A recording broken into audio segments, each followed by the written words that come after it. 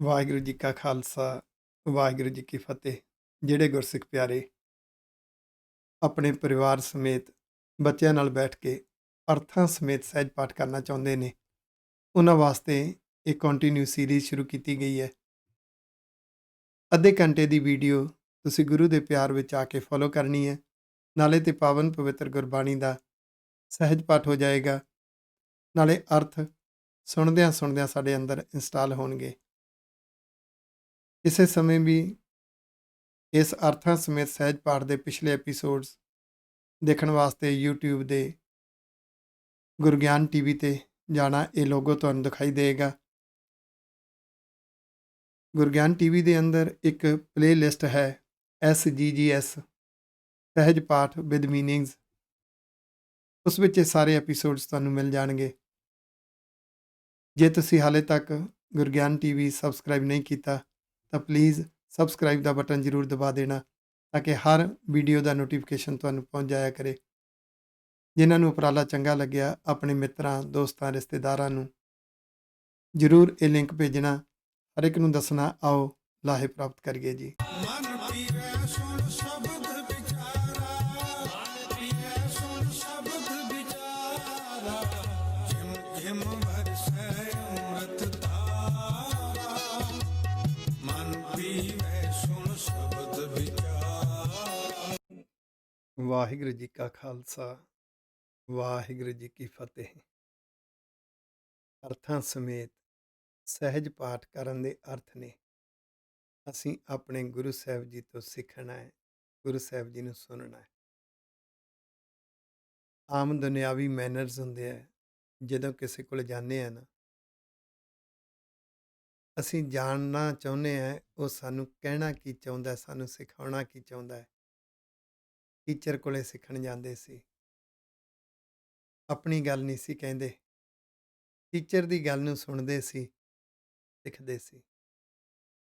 ਗੁਰੂ ਦੇ ਕੋਲ ਜਾ ਕੇ ਆਪਣੀਆਂ ਭੁੱਖਾਂ, ਆਪਣੀਆਂ ਮੰਗਾਂ ਦੱਸਣ ਦੀ ਬਜਾਏ ਗੁਰੂ ਸਾਹਿਬ ਕੀ ਸਿਖਾ ਰਹੇ ਨੇ, ਕੀ ਕਹਿਣਾ ਚਾਹੁੰਦੇ ਨੇ, ਉਹ ਸਿੱਖਣਾ। ਅੱਜ ਸ੍ਰੀ ਗੁਰੂ ਗ੍ਰੰਥ ਸਾਹਿਬ ਜੀ ਦਾ ਪਾਵਨ ਅੰਗ 109 ਦੇ ਉੱਪਰ ਅੰਕਿਤ ਮਾਝ ਰਾਗ ਦੇ ਵਿੱਚ ਜੋ ਚੌਪਦੇ ਸਨ, ਉਹਨਾਂ ਵਿੱਚੋਂ ਆਖਰੀ ਚੌਪਦਾ, ਟੋਟਲ 50 ਸ਼ਬਦ ਨੇ ਚੌਪਦੇ ਦੇ ਰੂਪ ਵਿੱਚ। 7 ਸ਼ਬਦ ਪਹਿਲਾਂ ਗੁਰੂ ਰਾਮਦਾਸ ਸਾਹਿਬ ਜੀ ਦੇ, ਫਿਰ 43 ਸ਼ਬਦ ਗੁਰੂ ਅਰਜਨ ਦੇਵ ਸਾਹਿਬ ਜੀ ਦੇ। ਧਿਆਨ ਦੇਣਾ, ਆਮ ਸਮਿਟਰੀ ਪਹਿਲੇ ਪਾਤਸ਼ਾਹ, ਤੀਸਰੇ ਪਾਤਸ਼ਾਹ, ਚੌਥੇ ਪਾਤਸ਼ਾਹ ਇੱਦਾਂ ਹੁੰਦੀ ਸੀ ਨਾ ਪਿੱਛੇ ਸ੍ਰੀ ਰਾਗ ਵਿੱਚ। ਇਹਦਾ ਮਤਲਬ ਮਾਝ ਰਾਗ ਦੇ ਵਿੱਚ ਪਹਿਲੇ ਪਾਤਸ਼ਾਹ ਤੇ ਤੀਸਰੇ ਪਾਤਸ਼ਾਹ ਨੇ ਕੋਈ ਚੌਪ ਦਾ ਉਚਾਰਨ ਨਹੀਂ ਕੀਤਾ, ਇਸ ਲਈ ਪਹਿਲਾਂ ਚੌਥੇ ਪਾਤਸ਼ਾਹ ਦੇ ਸਨ ਤੇ ਉਹਦੇ ਅਖੀਰ ਤੇ ਲਿਖਿਆ ਸੀ 7 ਚੌਪ ਦੇ ਮਹੱਲੇ ਚੌਥੇ ਕੇ। ਫਿਰ ਗੁਰੂ ਅਰਜਨ ਦੇਵ ਸਾਹਿਬ ਜੀ ਦੇ ਸ਼ੁਰੂ ਹੋਏ ਸੀ ਤੇ ਇਹ ਆਖਰੀ ਮਾਝ ਰਾਗ ਦਾ ਆਖਰੀ ਚੌਪ ਦਾ 50 ਨੰਬਰ ਤੇ ਪੰਚਮ ਪਾਤਸ਼ਾਹ ਦਾ ਆਖਰੀ 43ਵਾਂ। ਇਸ ਤੋਂ ਬਾਅਦ ਅਸ਼ਟਪਦੀਆਂ ਸ਼ੁਰੂ ਹੋਣੀਆਂ ਨੇ। ਆਓ ਦੀਦਾਰ ਕਰੀਏ। ਮਾਝ ਮਹੱਲਾ ਪੰਜਵਾਂ ਮਾਝ ਰਾਗ ਦੇ ਵਿੱਚ ਪੰਚਮ ਪਾਤਸ਼ਾਹ ਗੁਰੂ ਅਰਜਨ ਦੇਵ ਸਾਹਿਬ ਜੀ ਮਹਾਰਾਜ ਸਾਨੂੰ ਸਿਖਾ ਰਹੇ ਨੇ, ਅਸੀਂ ਆਪਣੇ ਸੁਭਾਅ ਵਿੱਚ ਦੇਖੀਏ ਸਾਡਾ ਮਨ ਕੀ ਮੰਗਦਾ ਹੈ, ਕੀ ਚਾਹੁੰਦਾ ਹੈ, ਕਿਸ ਨੂੰ ਫਸਟ ਪ੍ਰਾਇੋਰਟੀ ਦਿੰਦਾ ਹੈ, ਕਿਸ ਦੇ ਪਿੱਛੇ ਜ਼ਿਆਦਾ ਭੱਜਦਾ ਹੈ। ਝੂਠਾ ਮੰਗਣ ਜੇ ਕੋਈ ਮੰਗੈ, ਇੱਕ ਬਿਨਸਨਹਾਰ ਹੈ, ਮਟੀਰੀਅਲਿਜ਼ਮ ਹੈ, ਆਰਥਵਾਦ ਹੈ। ਇੱਕ ਸਦਾ ਨਿਭਣ ਵਾਲਾ ਹੈ, ਸਪਿਰਿਚੁਅਲਿਜ਼ਮ। ਇੱਕ ਪ੍ਰੋਪਰਟੀ ਹੈ, ਫੈਸਿਲਿਟੀ, ਲਗਜ਼ਰੀ ਹੈ। ਇਹਦੇ ਕੰਪੈਰੀਟਿਵਲੀ ਦੂਸਰੇ ਪਾਸੇ ਵਾਹਿਗੁਰੂ ਜੀ ਦੇ ਗੁਣ ਨੇ, ਜਿਹੜੇ ਸੁਭਾਅ ਵਿੱਚ ਆਉਣੇ ਨੇ। ਚੰਗੀ ਸੋਚ ਹੈ, ਗੁਰਮਤਿ ਵਾਲੀ ਸੋਚ ਜਿਹੜੀ ਮਤ ਵਿੱਚ ਆਉਣੀ ਹੈ। ਇਹ ਨਿਰਭਰ ਕਰੇਗਾ ਤੈਨੂੰ ਕਿਸ ਦੀ ਕੀਮਤ ਜ਼ਿਆਦਾ ਲੱਗਦੀ ਹੈ, ਤੂੰ ਕਿਸ ਨੂੰ ਸੱਚੀ ਪ੍ਰਾਪਰਟੀ ਮੰਨਦਾ ਹੈ। ਜੇ ਤਾਂ ਤੈਨੂੰ ਇਹ ਸਮਝ ਲੱਗ ਗਈ ਕਿ ਵਾਹਿਗੁਰੂ ਜੀ ਦੇ ਗੁਣ ਸੁਭਾਅ ਵਿੱਚ ਆ ਜਾਣ, ਬਹੁਤ ਕੀਮਤੀ ਪ੍ਰਾਪਰਟੀ ਹੈ। ਇਹਨੇ ਬਖਸ਼ਿਸ਼ ਦਾ ਪ੍ਰੋਫਿਟ ਦਿਵਾਉਣਾ ਹੈ ਰੱਬ ਤੋਂ, ਗੁਰੂ ਸਾਹਿਬ ਤੋਂ। ਗੁਰਮਤਿ ਵਾਲੀ ਸੋਚ ਐਸੀ ਕਮਾਲ ਦੀ ਪ੍ਰੋਪਰਟੀ ਹੈ, ਇਹਨੇ ਜ਼ਿੰਦਗੀ ਨੂੰ ਸਫਲ ਕਰਾਉਣਾ ਹੈ, ਇਹਨੇ ਪਰਉਪਕਾਰੀ ਬਣਾਉਣਾ ਹੈ ਜ਼ਿੰਦਗੀ ਨੂੰ। ਫਿਰ ਇਹ ਨਹੀਂ ਕਿ ਕਾਰੋਬਾਰ ਨਹੀਂ ਕਰਨੇ, ਕਾਰੋਬਾਰ ਤਾਂ ਕਰਨੇ ਨੇ, ਘਰ ਦੀਆਂ ਜ਼ਿੰਮੇਵਾਰੀਆਂ ਤਾਂ ਨਿਭਾਉਣੀਆਂ ਨੇ, ਪੈਸਾ ਕਮਾਉਣਾ ਪਵੇਗਾ ਕਿਉਂਕਿ ਪੈਸੇ ਨਾਲ ਘਰ ਚੱਲਣਾ ਹੈ। ਪਰ ਪੈਸਾ ਕਮਾਉਣਾ, ਪ੍ਰਾਪਰਟੀ ਬਣਾਉਣੀ, ਇਹ ਜ਼ਿੰਦਗੀ ਦੀ ਬਾਜੀ ਨਾ ਸਮਝ ਬੈਠੀ। ਅਸਲੀ ਪ੍ਰਾਪਰਟੀ ਨੂੰ ਫਸਟ ਪ੍ਰਾਇਓਰਟੀ ਦੇਈ, ਆਖੋ ਵਾਹਿਗੁਰੂ। ਇਹ ਸੱਚਾ ਮੰਗਣ ਹੈ, ਮੰਗਣਾ ਤਾਂ ਸੱਚ ਇੱਕ, ਜਿਸ ਤੁਸ ਦੇਵਹਿ ਆਪ, ਜਿਤ ਖਾਧ ਹੈ ਮਨ ਤ੍ਰਿਪਤੀ ਹੈ, ਨਾਨਕ ਸਾਹਿਬ ਦਾਤ। ਇਹ ਸੱਚਾ ਹੈ, ਸੱਚ ਮੰਗ, ਇਹਨੇ ਤ੍ਰਿਪਤ ਕਰਨਾ ਔਰ ਰੱਬ ਖੁਸ਼ ਹੋ ਕੇ ਦੇਗਾ, ਆਖੋ ਵਾਹਿਗੁਰੂ। ਇਹ ਸ਼ੁੱਧ ਨੀਅਤ ਨਾਲ ਹੀ ਮਿਲਣਾ ਹੈ, ਸ਼ੁੱਧ ਸੋਚ ਨਾਲ ਹੀ ਮਿਲਣਾ ਹੈ। ਝੂਠਾ ਮੰਗਣ ਜੇ ਕੋਈ ਮੰਗੈ, ਜਿਹੜਾ ਮਨ ਲੋਭ ਲਾਲਚ ਦੇ ਵਿੱਚ ਬਿਨਸਨਹਾਰ ਪ੍ਰਾਪਤੀਆਂ ਵਾਸਤੇ ਦਿਨ ਰਾਤ ਇੱਕ ਕਰਦਾ, ਉਹਦੇ ਅੰਦਰ ਮੰਗੀਏ ਬੈਠੀ ਹੈ। ਤਿਸ ਕੋ ਮਰ ਤੇ ਘੜੀ ਨ ਲਾਗੈ, ਉਹਨੂੰ ਵਿੱਚੋਂ ਜਿਹੜਾ ਸੁੱਖ ਸਮਝਦਾ, ਉਹ ਸੁੱਖ ਇੱਕ ਸੈਕਿੰਡ ਵਿੱਚ ਮਰ ਸਕਦਾ ਹੈ। ਇੱਥੇ ਮਰਤੇ ਦਾ ਅਰਥ ਹੈ ਆਤਮਿਕ ਮੌਤ। ਸੁਭਾਅ ਵਿੱਚ ਉਸ ਪਾਸੇ ਤੁਰਿਆ ਇੱਕ ਸੈਕਿੰਡ ਵਿੱਚ ਹੀ ਆਤਮਿਕ ਮੌਤ ਆ ਜਾਂਦੀ ਹੈ। ਗੁਰੂ ਕਾ ਗੁਰਸਿੱਖ ਗੁਰੂ ਪਾਤਸ਼ਾਹ ਦੇ ਮਿਸ਼ਨ ਨੂੰ ਸਮਝ ਕੇ ਗੁਰੂ ਪਾਤਸ਼ਾਹ ਦੇ ਮਿਸ਼ਨ ਤੇ ਤੁਰਨ ਵਾਲਾ ਜੀਵਨ ਹੈ। ਇਹ ਏਕਤਾ ਇਤਫਾਕ ਦਾ ਪਹਿਰੇਦਾਰ ਹੈ, ਆਖੋ। ਗੁਰੂ ਕੇ ਗੁਰਸਿੱਖ ਏਕਤਾ ਇਤਫਾਕ ਦੇ ਰਾਹ ਦੇ ਪਾਂਧੀ ਨੇ, ਵੈਰ ਵਿਰੋਧ ਦੇ ਨਹੀਂ। ਅਗਰ ਝੂਠੀਆਂ ਮੰਗਾਂ, ਝੂਠੇ ਲਾਲਚ ਇਹ ਅੰਦਰ ਬੈਠੇ ਹੋਣਗੇ, ਇੱਕ ਸੈਕਿੰਡ ਵਿੱਚ ਵੈਰ ਵਿਰੋਧ ਵਿੱਚ ਫਸ ਜਾਏਗਾ ਤੇ ਅੰਦਰ ਇਹ ਆਤਮਿਕ ਮੌਤ ਹੈ, ਪਿਆਰ ਦੀ ਮੌਤ ਹੈ, ਏਕਤਾ ਦੀ ਮੌਤ ਹੈ। ਜਿਤਨੇ ਔਗਣ ਨੇ, ਇਹ ਆਤਮਿਕ ਮੌਤ ਹੈ। ਇੱਕ ਛਿਨ ਵਿੱਚ ਇਹ ਆਪਣਾ ਹਮਲਾ ਦਿਖਾ ਜਾਂਦੇ ਜੇ, ਕਿਉਂਕਿ ਮਨ ਝੂਠੇ ਮੰਗਣ ਦੇ ਲੋਭ ਲਾਲਚ ਵਿੱਚ ਜਿਉਂਦਾ ਹੈ। ਪਰ ਜਦੋਂ ਵਾਹਿਗੁਰੂ ਜੀ ਦੇ ਮਾਰਗ ਤੇ ਤੁਰੇਗਾ ਨਾ, ਪਾਰ ਬ੍ਰਹਮ ਜੋ ਸਦ ਹੀ ਸੇਵੈ, ਸੋ ਗੁਰ ਮਿਲ ਨਿਹਚਲ ਕਹਿਣਾ। ਜੇ ਰੱਬ ਦੀ ਰਜ਼ਾ ਅਨੁਸਾਰ, ਰੱਬ ਦੇ ਉਪਦੇਸ਼ ਅਨੁਸਾਰ, ਗਿਆਨ ਰੂਪੀ ਨਾਮ ਅਨੁਸਾਰ ਜਿਉਣ ਦੀ ਇੱਛਾ ਹੈ, ਜੇ ਸਮਝ ਪੈ ਗਈ ਹੈ ਕਿ ਰੱਬ ਦੇ ਗੁਣਾਂ ਵਾਲਾ ਜੀਵਨ ਜਿਉਂ ਕੇ ਰੱਬੀ ਉਪਦੇਸ਼ ਅਨੁਸਾਰ ਰੱਬ ਦੀ ਯਾਦ ਵਿੱਚ ਜਿਉਣਾ ਰੱਬ ਦੀ ਸੇਵਾ ਹੈ, ਰੱਬ ਨੂੰ ਪੂਜਣਾ ਹੈ, ਇਹੀ ਭਗਤੀ ਹੈ। ਜੇ ਸਮਝ ਲੱਗ ਗਈ ਨਾ, ਫਿਰ ਇਹਦੇ ਲਈ ਗੁਰ ਮਿਲਾਪ ਚਾਹੀਦਾ, ਆਖੋ ਵਾਹਿਗੁਰੂ। ਗੁਰ ਮਿਲ, ਫਿਰ ਗੁਰਬਾਣੀ ਦੇ ਅੰਦਰੋਂ ਗੁਰੂ ਦੇ ਉਪਦੇਸ਼ ਲਬਾ ਲਬ ਭਰੇ ਪਏ ਨੇ, ਉਸ ਗੁਰ ਸਰੂਪ ਦੇ ਦੀਦਾਰ ਕਰਨੇ ਨੇ। ਉਸ ਵਿੱਚੋਂ ਸਮਝਣਾ ਮੇਰੇ ਗੁਰੂ ਦੀ ਆਵਾਜ਼, ਗੁਰੂ ਸਾਹਿਬ ਕਹਿ ਕੀ ਰਹੇ ਨੇ, ਉਹ ਸਤਿਗੁਰ ਸਰੂਪ ਹੈ। ਗੁਰ ਸਰੂਪ ਨੇ ਮਤ ਵਿੱਚ ਬੈਠਣਾ ਤੇ ਸਤਿਗੁਰ ਸਰੂਪ ਨੇ ਹਿਰਦੇ ਵਿੱਚ ਬੈਠਣਾ, ਆਖੋ। ਸ਼੍ਰੀ ਗੁਰੂ ਗ੍ਰੰਥ ਸਾਹਿਬ ਜੀ ਮਹਾਰਾਜ ਤਾਂ ਸਿੰਘਾਸਣ ਤੇ ਰਹਿਣਗੇ। ਸ਼੍ਰੀ ਗੁਰੂ ਗ੍ਰੰਥ ਸਾਹਿਬ ਜੀ ਮਹਾਰਾਜ ਜੀ ਦੇ ਅੰਦਰ ਜੋ ਗੁਰ ਸਰੂਪ ਹੈ, ਉਹਨੇ ਤੇਰੀ ਮਤ ਵਿੱਚ ਆ ਕੇ ਬੈਠ ਜਾਣਾ ਹੈ। ਸਤਿਗੁਰ ਸਰੂਪ ਨੇ ਤੇਰੇ ਹਿਰਦੇ ਵਿੱਚ ਬੈਠਣਾ ਹੈ। ਉਹਨੇ ਫਿਰ ਤੈਨੂੰ ਅਡੋਲਤਾ ਦੇਣੀ ਹੈ। ਜੇ ਤੈਨੂੰ ਜਿਉਣਾ ਆ ਗਿਆ, ਗੁਰਮਿਲ ਨਿਹਚਲ ਕਹਿਣਾ, ਫਿਰ ਕਿਹਾ ਜਾ ਸਕਦਾ ਹੈ ਕਿ ਇਹ ਰੱਬ ਦਾ ਪਿਆਰਾ ਬਣ ਗਿਆ ਹੈ। ਇਹਦੇ ਕੋਲੇ ਨਿਹਚਲ ਸੁਭਾਅ ਹੈ, ਅਡੋਲ ਹੈ। ਜ਼ਿੰਦਗੀ ਦੇ ਜੋ ਵੀ ਹਾਲਾਤ ਆਉਂਦੇ ਰਹਿਣ, ਜੇ ਪਰਉਪਕਾਰ ਦੇ ਮਿਸ਼ਨ ਤੇ ਤੁਰਨਾ ਤੇ ਤੁਰਦੇ ਰਹਿਣਾ ਹੈ, ਲੱਖ ਘਾਟੇ ਪੈਣ। ਗੁਰੂ ਦੇ ਮਾਰਗ ਤੇ ਤੁਰਿਆ, ਗੁਰੂ ਦੇ ਮਾਰਗ ਤੇ ਤੁਰਨਾ ਹੈ। ਸਿੱਖੀ, ਗੁਰਬਾਣੀ, ਗੁਰਮਤਿ ਘਰ ਵਿੱਚ, ਜੀਵਨ ਵਿੱਚ ਬਣੀ ਰਵੇ, ਇਹਦੇ ਲਈ ਸਾਰੀ ਜ਼ਿੰਦਗੀ ਲਾ ਦੇਣੀ, ਆਖੋ।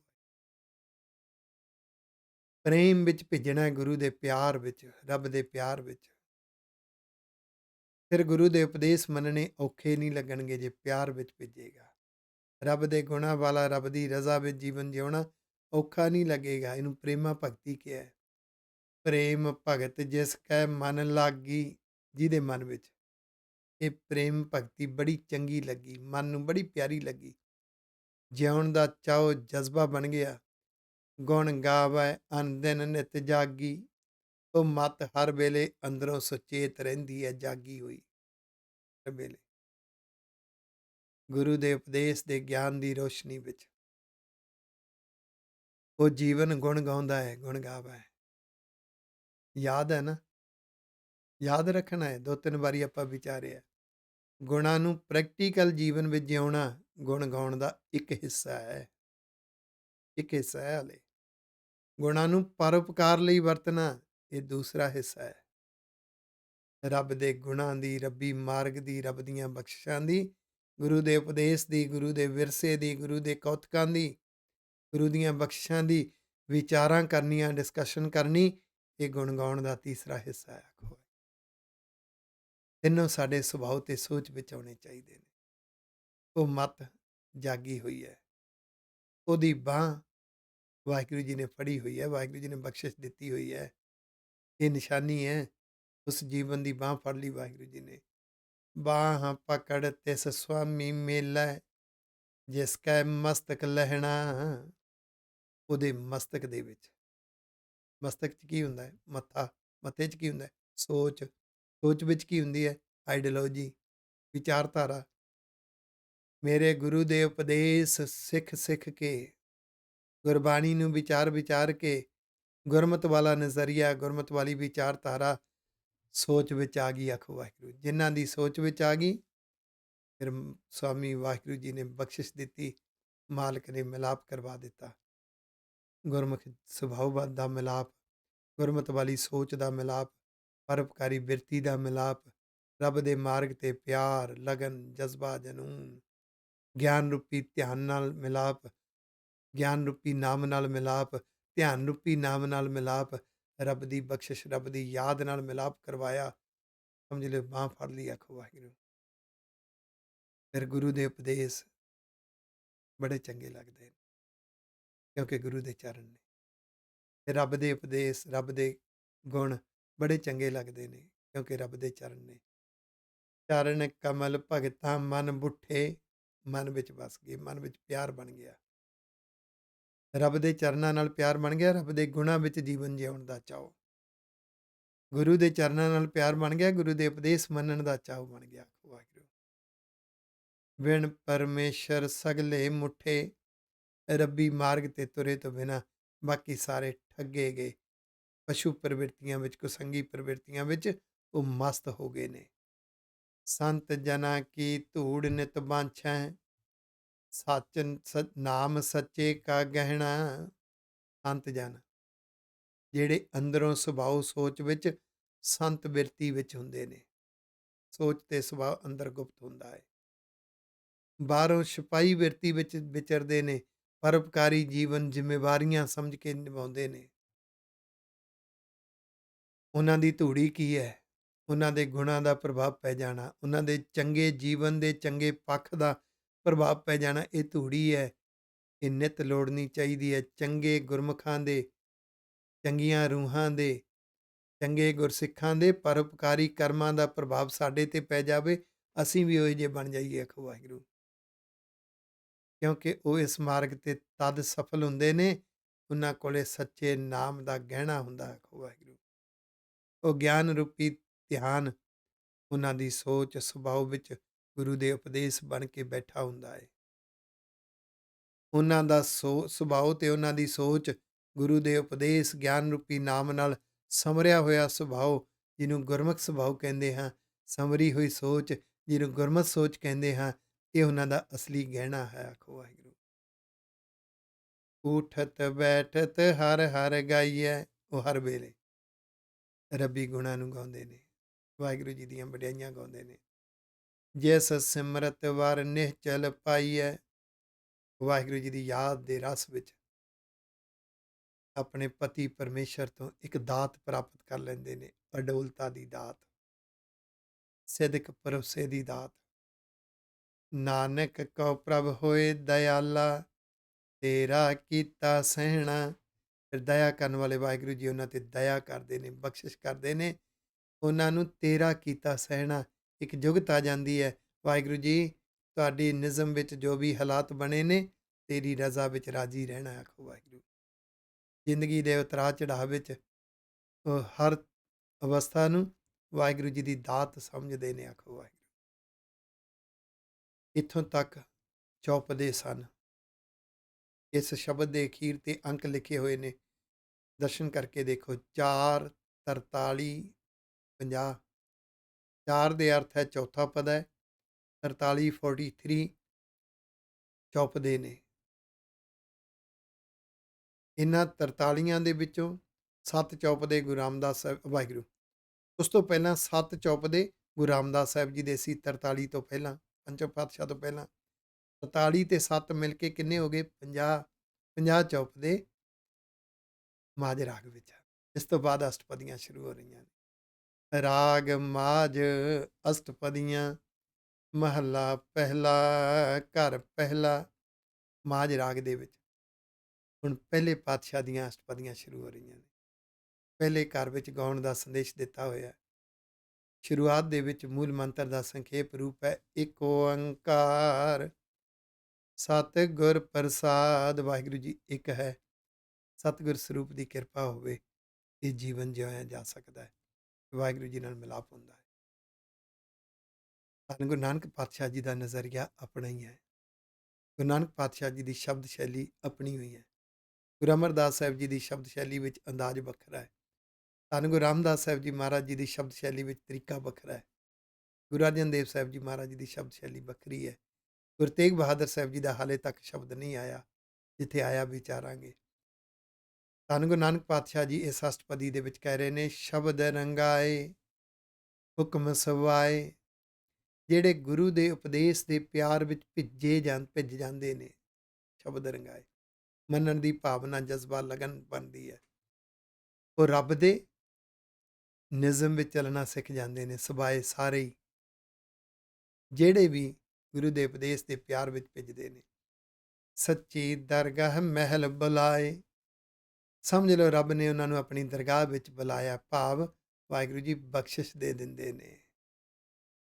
ਕਿਉਂਕਿ ਬਖਸ਼ਿਸ਼ ਤੋਂ ਬਿਨਾਂ ਚੰਗੇ ਮਾਰਗ ਤੇ ਤੁਰਿਆ ਨਹੀਂ ਜਾ ਸਕਦਾ। ਚੰਗੇ ਮਾਰਗ ਤੇ ਤੁਰਨਾ ਹੀ ਨਿਸ਼ਾਨੀ ਹੈ ਕਿ ਬਖਸ਼ਿਸ਼ ਮਿਲ ਗਈ ਹੈ। ਸੱਚੇ ਦੀਨ ਦਇਆਲ ਮੇਰੇ ਸਾਹਿਬਾ, ਸੱਚੇ ਮਨ ਪਤੀਆ ਬਣਿਆ। ਦੀਨਾਂ ਤੇ ਦਇਆ ਕਰਨ ਵਾਲੇ, ਨਿਮਾਣਿਆਂ ਤੇ ਦਇਆ ਕਰਨ ਵਾਲੇ, ਸਦਾ ਰਹਿਣ ਵਾਲੇ ਸੱਚੇ ਦਇਆਲੂ ਵਾਹਿਗੁਰੂ ਜੀ ਮੇਰੇ ਮਾਲਕ ਨੇ। ਜਿਨ੍ਹਾਂ ਤੇ ਬਖਸ਼ਿਸ਼ ਕਰਦੇ ਨੇ, ਉਹਨਾਂ ਦਾ ਮਨ ਸੱਚੇ ਦੇ ਪਿਆਰ ਵਿੱਚ ਭਿੱਜਿਆ ਰਹਿੰਦਾ ਹੈ, ਪਤੀਆ ਬਣਿਆ, ਰੰਗਿਆ ਰਹਿੰਦਾ ਹੈ। ਹਉ ਵਾਰੀ ਜਿਉ ਵਾਰੀ ਸ਼ਬਦ ਸੁਹਾਵਣਿਆ।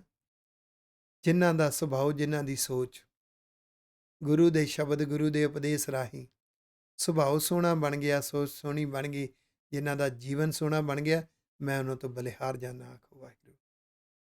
ਆਹਾ, ਜਿਸ ਦਿਨ ਗੁਰਸਿੱਖਾਂ ਦੇ ਅੰਦਰ ਇਸ ਤਰ੍ਹਾਂ ਦੀ ਭਾਵਨਾ ਆ ਗਈ ਨਾ, ਇੱਕ ਦੂਸਰੇ ਪ੍ਰਤੀ ਸਤਿਕਾਰ, ਪਿਆਰ ਵਧੇਗਾ, ਏਕਤਾ ਬਣੇਗੀ। ਗੱਲੀ ਬਾਤੀ ਏਕਤਾ ਨਹੀਂ ਬਣਨੀ, ਨਹੀਂ ਬਣਨੀ। ਇਹ ਟੁੱਟਦੀ ਰਹੇਗੀ, ਤਾਰੋ ਤਾਰ ਹੁੰਦੀ ਰਹੇਗੀ।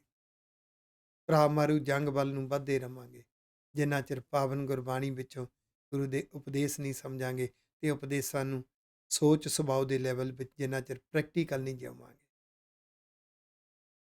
ਉਹਦੇ 'ਚ ਭਾਵਨਾਵਾਂ ਬਣਨੀਆਂ ਨੇ ਗੁਰੂ ਦੇ ਉਪਦੇਸ਼ਾਂ ਵਿੱਚ, ਸੁਭਾਅ ਤੇ ਸੋਚ ਸੋਹਣੀ ਬਣਨੀ ਹੈ। ਗਿਆਨ ਰੂਪੀ ਨਾਮ ਤੇ ਧਿਆਨ ਰੂਪੀ ਨਾਮ ਦੀ ਸਮਝ ਆਉਣੀ ਹੈ ਤੇ ਇਹਦਾ ਅੰਮ੍ਰਿਤ ਰਸ ਬਣਨਾ ਹੈ। ਜਿਨ੍ਹਾਂ ਨੂੰ ਬਣ ਗਿਆ ਅੰਮ੍ਰਿਤ ਨਾਮ ਸਦਾ ਸੁਖ ਦਾਤਾ, ਗੁਰਮਤੀ ਮਨ ਵਸਾਵਣਿਆ ਰਹਾਉ।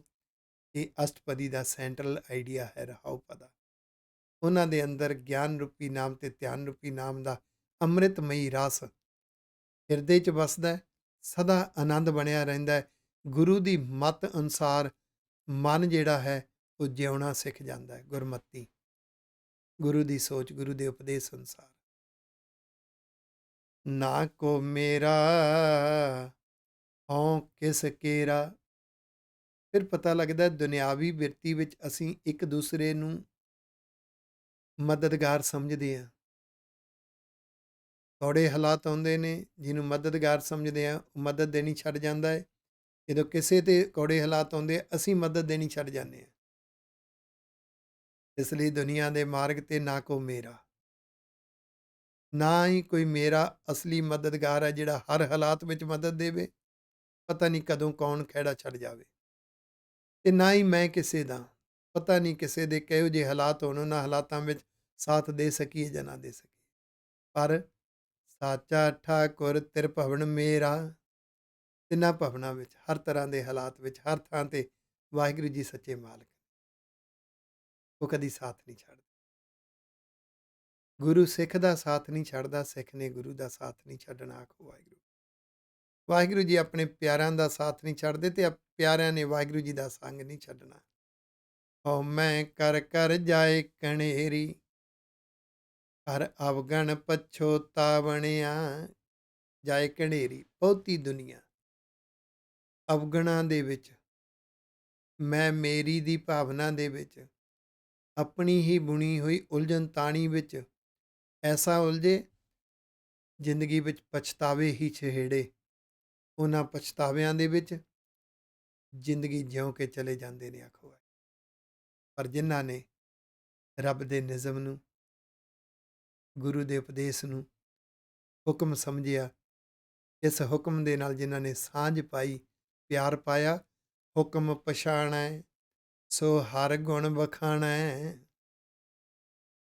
ਪਛਾਣਾ ਹੁੰਦਾ ਸਾਂਝ ਪਾਉਣੀ, ਗੂੜੀ ਸਾਂਝ, ਗੂੜਾ ਪਿਆਰ।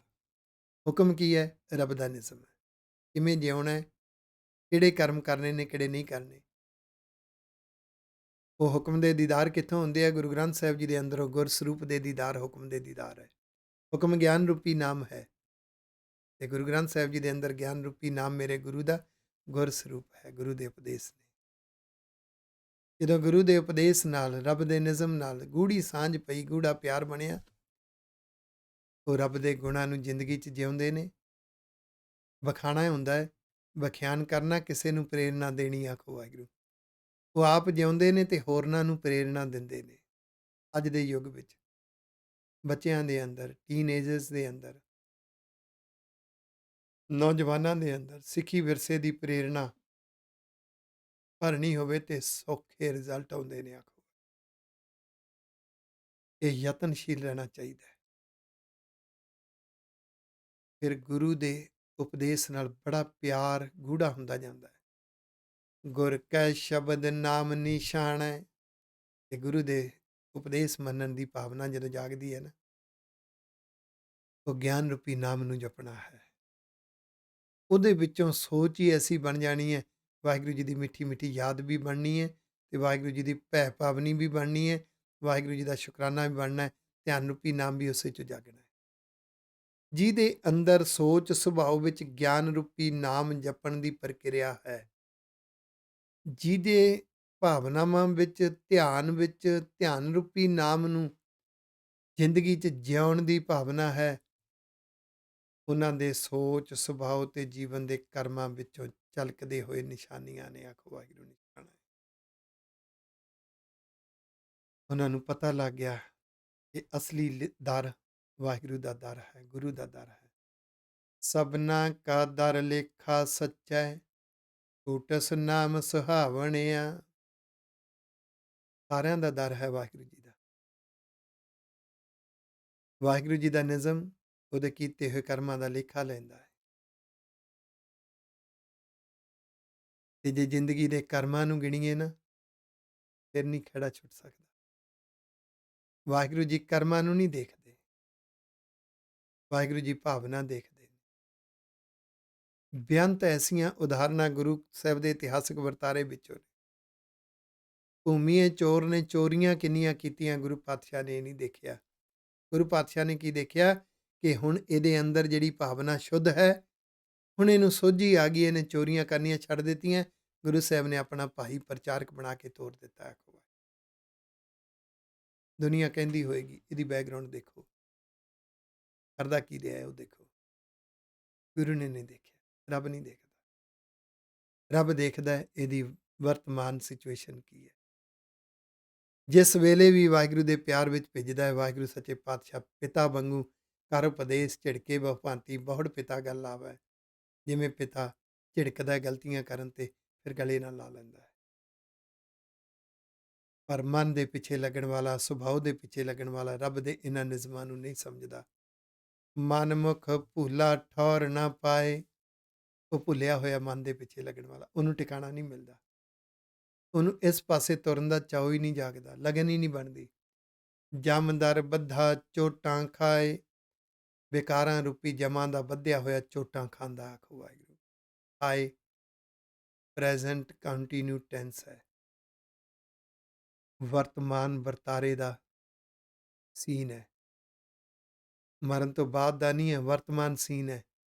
ਵਿਕਾਰਾਂ ਦੀਆਂ ਚੋਟਾਂ ਪੈਂਦੀਆਂ ਨੇ, ਇਹਨਾਂ ਚੋਟਾਂ ਦੇ ਦੁੱਖਾਂ ਨੂੰ ਝੱਲਦਾ ਹੈ।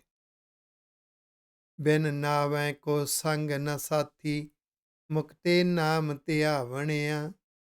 ਵਾਹਿਗੁਰੂ ਜੀ ਦੇ ਗਿਆਨ ਰੂਪੀ ਨਾਮ ਤੇ ਧਿਆਨ ਰੂਪੀ ਨਾਮ ਤੋਂ ਬਿਨਾਂ ਕੋਈ ਸੱਚਾ ਸਾਥੀ ਕੋਈ ਨਹੀਂ, ਤੇ ਗਿਆਨ ਰੂਪੀ ਨਾਮ ਨੇ ਇਹਨੂੰ ਆਦਤਾਂ ਤੋਂ ਮੁਕਤ ਕਰਾਉਣਾ ਹੈ। ਪਈ ਅੜੈ ਫਿਰ ਜਾਤੇ ਨਾ ਜਾਤੋ ਨਾਹੀ, ਪਈ ਅੜੈ ਫਿਰ ਜਾਤੋ ਨਾਹੀ। ਪਈ ਅੜੈ ਪੇਕੇ ਘਰ, ਆ ਸਾਰਾ ਸੰਸਾਰ ਪਿਤਾ ਦਾ ਘਰ ਹੈ, ਪੇਕੇ ਘਰ ਹੈ। ਜਾਣੀ ਦੁਨਿਆਵੀ ਕਾਰੋਬਾਰ ਕਰਦੇ ਆ, ਜ਼ਿੰਦਗੀ ਦੀਆਂ ਜ਼ਿੰਮੇਵਾਰੀਆਂ ਨਿਭਾਉਂਦੇ ਆ, ਪਰਿਵਾਰ ਸਮਾਜ ਵਿੱਚ ਵਿਚਰਦੇ ਆ, ਇਹਨੇ ਰੱਬ ਨੂੰ ਜਾਣਿਆ ਨਹੀਂ, ਰੱਬ ਦੇ ਮਾਰਗ ਨੂੰ ਜਾਣਿਆ ਨਹੀਂ।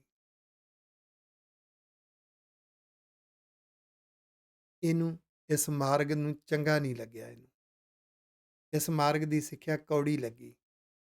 ਝੂਠ ਬਿਸ਼ੁੰਨੀ ਰੋਵੈ ਤਾਹੀ, ਅੰਦਰ ਝੂਠ ਹੈ, ਇੰਦਰੋਂ ਵਿਛੜਿਆ ਹੋਇਆ ਹੈ। ਘਰ ਵਿੱਚ, ਜੀਵਨ ਵਿੱਚ, ਜ਼ਿੰਦਗੀ ਵਿੱਚ ਇਤਨੇ ਪਛਤਾਵੇ ਸਹੇੜਦਾ ਹੈ। ਇਹ ਰੋਂਦਾ ਹੋਇਆ ਦੁਖੀ ਧਾਹਾਂ ਮਾਰਦਾ ਹੈ। ਇਹਨੂੰ ਪਤਾ ਹੈ ਘਰ ਦਾ ਕਲੇਸ਼ ਮੁੱਕ ਨਹੀਂ ਰਿਹਾ, ਕਰਾਂ ਕੀ, ਅੰਦਰੋਂ ਭੁੱਬਾਂ ਮਾਰਦਾ ਹੈ।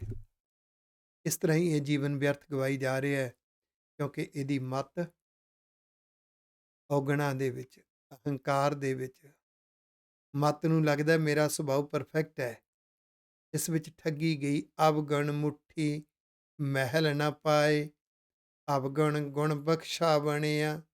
ਇਹ ਮੱਤ ਠੱਗੀ ਹੋਈ ਆ ਔਗਣਾਂ ਦੇ ਵਿੱਚ। ਮੱਤ ਨੂੰ ਉਪਦੇਸ਼ ਰੂਪੀ ਟਿਕਾਣਾ ਨਹੀਂ ਮਿਲਦਾ, ਇਹਨੂੰ ਉਪਦੇਸ਼ ਚੰਗੇ ਨਹੀਂ ਲੱਗਦੇ, ਸਿੱਖਿਆ ਚੰਗੀ ਨਹੀਂ ਲੱਗਦੀ। ਗੁਰ ਸ਼ਬਦ ਮੱਤ ਦਾ ਟਿਕਾਣਾ ਹੈ, ਕਿਉਂਕਿ ਸੁਰਤ ਸ਼ਬਦ ਦਾ ਮਿਲਾਪ ਗੁਰਮਤ ਦਾ ਦ੍ਰਿਸ਼ਟੀਕੋਣ ਹੈ। ਸ਼ਬਦ ਗੁਰੂ, ਸੁਰਤ ਧੁਨ ਚੇਲਾ। ਮੱਤ ਚੇਲਾ ਹੈ, ਸ਼ਬਦ ਉਪਦੇਸ਼ ਗੁਰੂ ਹੈ, ਆਖੋ ਵਾਹਿਗੁਰੂ। ਇਹਨੂੰ ਮਹਿਲ ਨਹੀਂ ਮਿਲਿਆ। ਜੇ ਮਹਿਲ ਮਿਲ ਜਾਵੇ ਤੇ ਵਾਹਿਗੁਰੂ ਸੱਚੇ ਪਾਤਸ਼ਾਹ ਇਹਦੇ ਅਵਗੁਣਾਂ ਨੂੰ ਗੁਣਾਂ ਵਿੱਚ ਵਰਤ ਕੇ ਬਖਸ਼ਾ ਦਿੰਦੇ ਨੇ, ਆਖੋ ਵਾਹਿਗੁਰੂ। ਜਿਹੜੀ ਮੱਤ ਠੱਗੀ ਗਈ, ਜਿਹਨੂੰ ਚੰਗਾ ਨਹੀਂ ਸੀ ਲੱਗਦਾ, ਉਹਨੂੰ ਗੁਰੂ ਦੇ ਉਪਦੇਸ਼ ਚੰਗੇ ਲੱਗਣ ਲੱਗ ਪਏ। ਬਸ ਉਪਦੇਸ਼ ਚੰਗੇ ਲੱਗਣ ਲੱਗ ਪਏ, ਅਵਗੁਣਾਂ ਦੇ ਵਿੱਚੋਂ ਗੁਣਾਂ ਤੱਕ ਦਾ ਸਫ਼ਰ ਹੋ ਗਿਆ ਤੇ ਬਖਸ਼ਿਆ ਗਿਆ। ਵਾਹਿਗੁਰੂ ਨੇ ਬਖਸ਼ਿਸ਼ ਦੇ ਦਿੱਤੀ। ਪਈ ਅੜੈ ਜਿਨ ਜਾਤਾ ਪਿਆਰਾ, ਜਿਨ੍ਹਾਂ ਨੇ ਇਸ ਸਮਾਜ ਵਿੱਚ ਜੀਵਨ ਜਿਉਂਦਿਆਂ, ਜ਼ਿੰਦਗੀ ਦੇ ਵਰਤਾਰਿਆਂ ਵਿੱਚ ਜ਼ਿੰਮੇਵਾਰੀਆਂ ਨਿਭਾਉਂਦਿਆਂ ਵਾਹਿਗੁਰੂ ਸੱਚੇ ਪਾਤਸ਼ਾਹ ਨਾਲ ਪਿਆਰ ਪਾਇਆ, ਆਪਣੇ ਗੁਰੂ ਦੇ ਉਪਦੇਸ਼, ਗੁਰੂ ਦੀ ਬਾਣੀ, ਗੁਰੂ ਦੇ ਸਿੱਖਿਆਵਾਂ ਨਾਲ ਪਿਆਰ ਪਾਇਆ। ਗੁਰਮੁਖ ਬੁਝੈ ਤਤ ਵਿਚਾਰਾ, ਉਹਨਾਂ ਨੂੰ ਤਤ ਦੀ ਵਿਚਾਰ ਸਮਝ ਲੱਗ ਪਈ, ਅਸਲੀ ਮਾਰਗ ਸਮਝ ਲੱਗ ਪਿਆ। ਜ਼ਿੰਦਗੀ ਜਿਉਣ ਦਾ ਅਸਲੀ ਵਿਜ਼ਨ ਸਮਝ ਲੱਗ ਪਿਆ। ਅੰਦਰ ਇੱਕ ਪ੍ਰਾਪਤੀ ਹੋਈ, ਆਵਣ ਜਾਣਾ ਠਾਕਰ ਹਾਏ, ਸੱਚਾ ਨਾਮ ਸਮਾਵਣਿਆ। ਇਹ ਮਨ ਦਾ ਆਵਣਾ ਜਾਵਣਾ ਭਟਕਣਾ ਵਿੱਚ ਮੁੱਕ ਗਿਆ। ਇਹ ਹੁਣ ਅਸਲੀ ਪ੍ਰੋਪਰਟੀ ਬਣਾਉਣ ਤੁਰ ਪਿਆ, ਆਪਣੇ ਅੰਦਰ ਆਪਣੀ ਬਖਸ਼ਿਸ਼ ਦੀ ਖੱਟੀ ਖੱਟਣ ਤੁਰ ਪਿਆ। ਸੱਚੇ ਨਾਮ ਦੇ ਪਿਆਰ ਵਿੱਚ ਸਮਾ ਗਿਆ। ਗਿਆਨ ਰੂਪੀ ਨਾਮ ਇਹਦੀ ਸੋਚ ਤੇ ਸੁਭਾਅ ਨੂੰ ਸੰਵਾਰਨ ਵਾਲਾ ਬੜਾ ਚੰਗਾ ਲੱਗਣ ਲੱਗ ਪਿਆ, ਇਸ ਪਿਆਰ ਵਿੱਚ ਸਮਾ ਗਿਆ। ਧਿਆਨ ਰੂਪੀ ਨਾਮ ਰੱਬ ਦੀ ਯਾਦ ਵਿੱਚ ਜਿਉਣਾ ਸਿੱਖ ਗਿਆ, ਸ਼ੁਕਰਾਨੇ ਵਿੱਚ ਜਿਉਣਾ ਸਿੱਖ ਗਿਆ। ਇਹ ਪਹਿਲੀ ਅਸ਼ਟਪਦੀ, 8 ਪਦਿਆਂ ਦਾ ਸ਼ਬਦ। ਅਗਲੀ ਅਸ਼ਟਪਦੀ, ਮਾਝ ਮਹੱਲਾ ਤੀਜਾ ਘਰ ਪਹਿਲਾ। ਤੁਹਾਡੇ ਧਿਆਨ 'ਚ ਆ ਗਿਆ ਨਾ। ਪਹਿਲੀ ਅਸ਼ਟਪਦੀ ਗੁਰੂ ਨਾਨਕ ਪਾਤਸ਼ਾਹ ਦੀ, ਅਗਲੀ ਅਸ਼ਟਪਦੀ ਤੀਸਰੇ ਪਾਤਸ਼ਾਹ ਦੀ। ਇਹਦਾ ਮਤਲਬ ਮਾਝ ਰਾਗ ਦੇ ਵਿੱਚ ਪਹਿਲੇ ਪਾਤਸ਼ਾਹ ਦੀ ਇੱਕੋ ਹੀ ਅਸ਼ਟਪਦੀ ਹੈ। ਹੁਣ ਤੀਸਰੇ ਪਾਤਸ਼ਾਹ ਦਾ ਸ਼ਬਦ ਸ਼ੁਰੂ ਹੋ ਰਿਹਾ। ਰਹਾਉ ਪਦੇ ਤੱਕ ਹੀ ਵਿਚਾਰ ਆਪਾਂ ਕਰਾਂਗੇ ਅੱਜ ਦੇ ਐਪੀਸੋਡ ਵਿੱਚ। ਇਹਨੂੰ ਤੀਸਰੇ ਘਰ ਵਿੱਚ ਗਾਉਣ ਦਾ ਹੁਕਮ ਹੈ। ਕਰਮ ਹੋਵੈ ਸਤਿਗੁਰੂ ਮਿਲਾਏ। ਜਦੋਂ ਗੁਰੂ ਗ੍ਰੰਥ ਸਾਹਿਬ ਦੀ ਬਾਣੀ ਦੇ ਵਿੱਚੋਂ ਮੇਰੇ ਗੁਰੂ ਸਾਹਿਬ ਕੀ ਕਹਿ ਰਹੇ ਨੇ। ਉਹ ਆਵਾਜ਼ ਸਤਿਗੁਰ ਸਰੂਪ ਹੈ। ਚੰਗਾ ਲੱਗਣ ਲੱਗੇ ਨਾ, ਸਮਝ ਲਓ ਸਤਿਗੁਰ ਮਿਲਾਪ ਹੋ ਰਿਹਾ। ਗੁਰੂ ਸਾਹਿਬ ਦੀ ਆਵਾਜ਼ ਨੂੰ ਸਮਝ ਕੇ ਗੁਰੂ ਸਾਹਿਬ ਕੀ ਕਹਿ ਰਹੇ ਨੇ, ਉਸ ਤਰ੍ਹਾਂ ਜਿਉਣ ਦਾ ਚਾਉ ਜਾਗਿਆ ਨਾ, ਗੁਰੂ ਉਪਦੇਸ਼ ਅਨੁਸਾਰ, ਗੁਰੂ ਦੀ ਸਿੱਖਿਆ ਅਨੁਸਾਰ ਜਿਉਣ ਦਾ ਚਾਉ ਜਾਗਿਆ ਨਾ, ਸਮਝ ਲਓ ਸਤਿਗੁਰ ਮਿਲਾਪ ਹੈ। ਬਸ ਇਹੀ ਨਿਸ਼ਾਨੀ ਹੈ ਕਿ ਬਖਸ਼ਿਸ਼ ਹੋਊਗੀ। ਬਖਸ਼ਿਸ਼ ਦੇ ਨਾਲ ਹੀ ਇਹ ਮਿਲਾਪ ਹੁੰਦਾ ਹੈ। ਸੇਵਾ ਸੁਰਤ ਸ਼ਬਦ ਚਿਤ ਲਾਏ, ਅੰਦਰ ਸੋਝੀ ਆ ਗਈ। ਸੁਰਤ ਗੁਰੂ ਦੇ ਉਪਦੇਸ਼ ਵੱਲ ਚਿੱਤ ਲੱਗ ਗਿਆ। ਗੁਰੂ ਦੇ ਉਪਦੇਸ਼ ਅਨੁਸਾਰ ਜਿਉਣਾ ਹੀ ਗੁਰੂ ਦੀ ਸੇਵਾ ਹੈ, ਗੁਰੂ ਦਾ ਹੁਕਮ ਮੰਨਣਾ। ਇਹ ਗੁਰੂ ਦੇ ਹੁਕਮ ਵਿੱਚ ਗੁਰਮੁਖ ਸੁਭਾਅ, ਗੁਰਮੁਖ ਸੋਚ ਵਾਲੀ ਬਿਰਤੀ ਵਿੱਚ ਜਿਉਂ ਕੇ ਰੱਬ ਦੇ ਪਿਆਰ ਵਿੱਚ ਭਿੱਜੇ ਤੇ ਰੱਬੀ ਮਾਰਗ ਦੇ ਮਿਸ਼ਨ ਤੇ ਤੁਰਦਿਆਂ ਜੀਵਨ ਜਿਉਣਾ, ਇਹੋ ਹੀ ਰੱਬ ਦੀ ਸੇਵਾ ਹੈ, ਸਮਝ ਲੱਗ ਗਈ। ਪਹਿਲਾਂ ਇੱਕ ਅੰਦਰ ਕਮਜ਼ੋਰੀ ਸੀ, ਆਪਣੇ ਸੁਭਾਅ ਨੂੰ ਪਰਫੈਕਟ ਸਮਝਦਾ ਸੀ, ਆਪਣੀ ਸੋਚ ਨੂੰ ਪਰਫੈਕਟ ਸਮਝਦਾ ਸੀ। ਉਹ ਮਾਨ ਟੁੱਟ ਗਿਆ। ਹੁਣ ਤੇ ਇਦਾਂ ਸਮਝ ਆਈ ਕਿ ਸੋਚ ਸੁਭਾਅ ਨੂੰ ਸਦਾ ਸੰਵਾਰਨਾ ਹੈ। ਜਦੋਂ ਹਉਮੈ ਮਿਟੀ ਨਾ, ਹਉਮੈ ਮਾਰ ਸਦਾ ਸੁਖ ਪਾਇਆ, ਮਾਇਆ ਮੋਹ ਚੁਕਾਵਣਿਆ। ਕਿਉਂ ਸੀ? ਕਿਉਂਕਿ ਦੁਨਿਆਵੀ ਵਾਲੇ ਪਾਸੇ ਜ਼ਿਆਦਾ ਖਿੱਚ ਸੀ। ਜਿੰਨਾ ਜ਼ਿੰਦਗੀ 'ਚ ਕੁਸੰਗ ਕੀਤਾ ਸੀ, ਉਹ ਕੁਸੰਗੀ ਰਸਾਂ ਦਾ ਕੂੜ ਕਬਾੜ ਅੰਦਰ ਬੈਠਾ ਸੀ। ਜਿਉਂ-ਜਿਉਂ ਗੁਰਬਾਣੀ ਨੂੰ ਵਿਚਾਰਦਾ ਗਿਆ, ਅੰਦਰੋਂ ਕੂੜ ਕਬਾੜ ਦਾ ਮੋਹ ਟੁੱਟ ਗਿਆ। ਉਹ ਰਸਾਂ ਦੇ ਮਾੜੇ ਸੰਸਕਾਰ ਮਿਟ ਗਏ।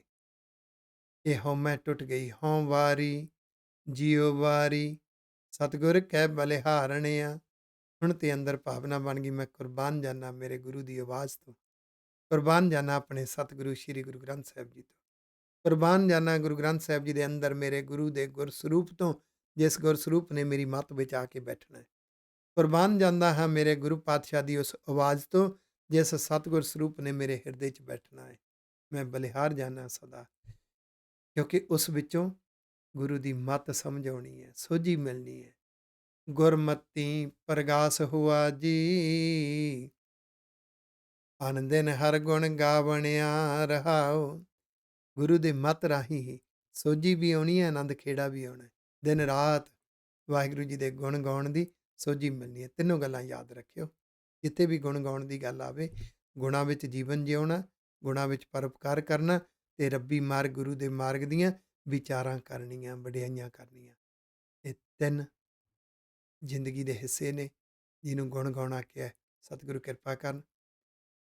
ਅਗਲੇ ਦੂਸਰੇ ਪਦੇ ਤੋਂ ਵਿਚਾਰ ਅਗਲੇ ਐਪੀਸੋਡ ਵਿੱਚ ਕੱਲ੍ਹ ਨੂੰ ਦੀਦਾਰ ਕਰਾਂਗੇ। ਭੁੱਲਾਂ ਚੁੱਕਾਂ ਦੀ ਖਿਮਾ ਜੀ। ਵਾਹਿਗੁਰੂ ਜੀ ਕਾ ਖਾਲਸਾ, ਵਾਹਿਗੁਰੂ ਜੀ ਕੀ ਫਤਿਹ। ਮਨ ਪੀਵੈ ਸੁਣ ਸ਼ਬਦ ਵਿਚਾਰਾ, ਮਨ ਪੀਵੈ ਸੁਣ ਸ਼ਬਦ ਵਿਚਾਰਾ, ਜਿਮ ਜਿਮ